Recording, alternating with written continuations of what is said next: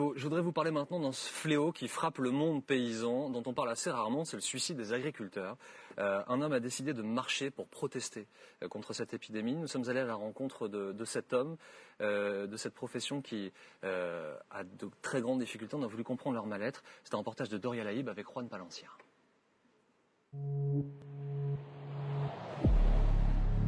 Baisse des revenus, faillite, surendettement, le monde agricole est malade. La chute du cours du lait et de la viande depuis quelques années aggrave les dettes. Les agriculteurs deviennent alors dépendants de la PAC, la politique agricole commune. Qu'on nous paye notre produit à sa juste valeur, l'argent public, on n'en veut pas.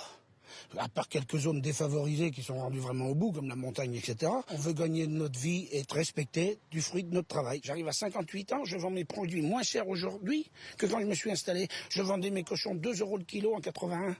Et aujourd'hui, ils valent 1,20 €. On m'aurait dit ça. Quand je me suis installé, je ne m'aurais jamais installé. Jamais. Si certains expriment leur colère, d'autres, étranglés financièrement, finissent par craquer. Un agriculteur se suicide tous les 2 jours en France. Patrick Morin, conseiller municipal de Marmande, a décidé de combattre cette épidémie silencieuse. Parti du Lot-et-Garonne le 23 septembre, il doit rallier la Bretagne à pied, soit 350 km. Je suis allée le rejoindre à Saint-Dième-la-Plaine, en Vendée. Bonjour Monsieur Morin. Bonjour. Vous n'êtes pas trop fatigué? Pas trop fatigué, on va dire que je n'ai pas le droit de me plaindre à comparer des problématiques que peuvent avoir nos agriculteurs. Car Patrick Morin, même s'il n'est pas agriculteur, a été touché personnellement. Alors dans le petit village qui m'a vu grandir, Gontaud de Nogaret exactement, j'ai eu un copain, je vais presque dire un frère, qui est décédé il y a 10 ans de ça. Et depuis 10 ans, justement, dans ce petit village, il y a eu 10 agriculteurs qui se sont suicidés. Petit village de 1500 habitants, c'est énorme, quoi. Et à 65 ans, Patrick Morin compte bien mener le combat jusqu'au bout. Il a écrit une lettre au gouvernement, pour l'instant sans réponse. Je suis en train de préparer un mail pour envoyer aussi au président de la République, à M. Emmanuel Macron. Je pense qu'il faudrait réellement, s'il veut se faire mieux écouter, qu'il vienne, lui, sur le terrain, voir ce qui se passe. Sur la route, il écoute et recueille des témoignages, comme celui de ce couple d'agriculteurs, sous le coup d'un contrôle administratif qui vient retarder le paiement de leurs aides. J'ai aperçu votre magnifique, enchanté, Patrick Morin. Bonjour. Très bien. J'ai aperçu votre magnifique propriété. Alors comme je suis en train de faire une marche citoyenne pour la campagne, je me permets de venir à votre rencontre. On doit des sous à certaines... Depuis hier, j'ai un mal de crâne toute la journée. On n'a pas dormi. Et j'ai pas reparti travailler au tantôt. Hein. Ouais. J'ai dit, là, ça y est, on est foutu. On n'aura pas nos sous. Mon mari, il est né là. Vous voyez, on voit la façade. Il est né dans cette maison. Un jour, on lui dit, on va te prendre ta ferme. Qu'est-ce que vous voulez qu'il dise? On va te prendre ta ferme, on te prend tout. Tu vas aller habiter ailleurs. En fait... Mon mari, un jour, il m'a dit, je suis née ici, je mourrai ici. Natacha Guillemet a abandonné son travail pour aider son époux, complètement débordé. En 2 ans, cette famille avec 4 enfants n'a pu prendre que 5 jours de vacances. Comment vous gérez les différents problèmes que vous pouvez rencontrer, les aléas financiers que vous rencontrez? On recule les factures, on regarde la première facture qui est arrivée, ce qui est le plus important à payer.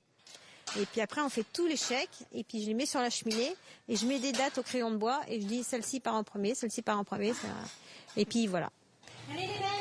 Un combat de tous les jours pour sauver ce patrimoine familial.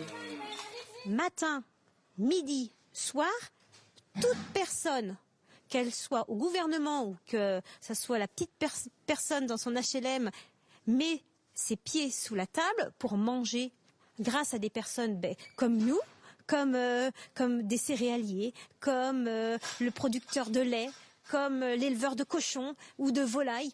Et grâce à qui tout ça? Sans ça, vous mangez pas les gars. Patrick Morin terminera cette marche demain à Sainte-Anne-d'Auray. Depuis 3 ans, cette ville de Bretagne rend hommage aux familles d'agriculteurs endeuillés par un suicide. Benjamin Griveaux, elle est là, la lettre de Patrick Morin. Il l'a envoyée donc au chef de l'État. Je ne vais pas vous la lire. Elle est très longue. Non, vous allez me la donner. Je vais vous la donner. Est-ce que vous engagez à la remettre à Emmanuel Macron? Ouais, donnez la main. Je vais vous la donner.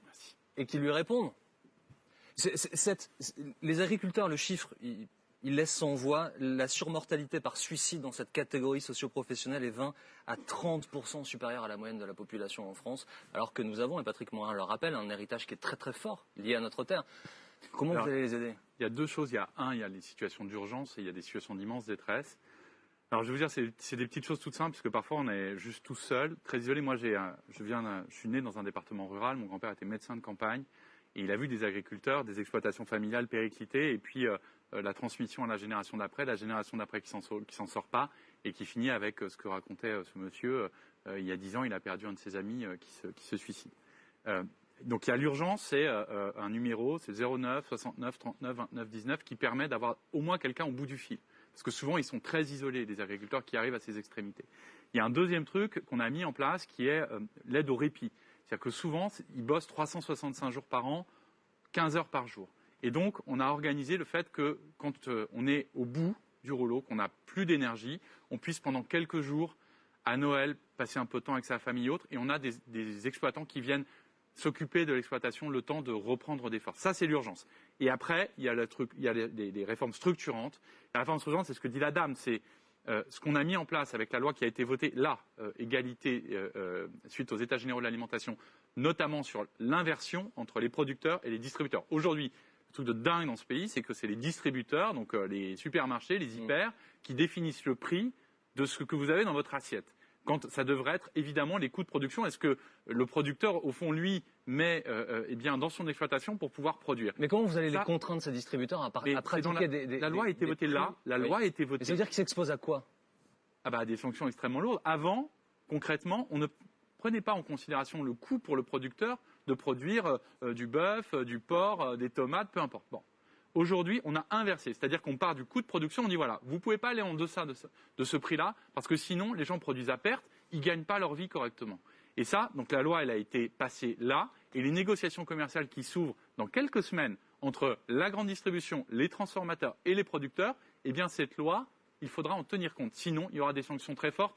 Mais je veux vous dire, c'est aussi un soutien, et ça c'est un appel à ceux qui nous écoutent, soutenir aussi les productions locales, apprendre aussi à nos enfants qu'on ne mange pas des fruits à n'importe quelle saison, qu'il y a des légumes qui sont de saison, et aussi à faire travailler les circuits courts. Il y a beaucoup de collectivités locales qui le font dans les cantines, où on fait bosser les producteurs en proximité, et on supprime aussi les échelons et les intermédiaires. C'est aussi là où il y a beaucoup de valeur qui s'en va, et ça ne va pas dans la poche des producteurs. Merci beaucoup Benjamin Griveaux. Un dernier mot, on est donc vendredi, je le rappelle, on enregistre cette émission, on n'est pas samedi soir. Vous avez envie de rester porte-parole?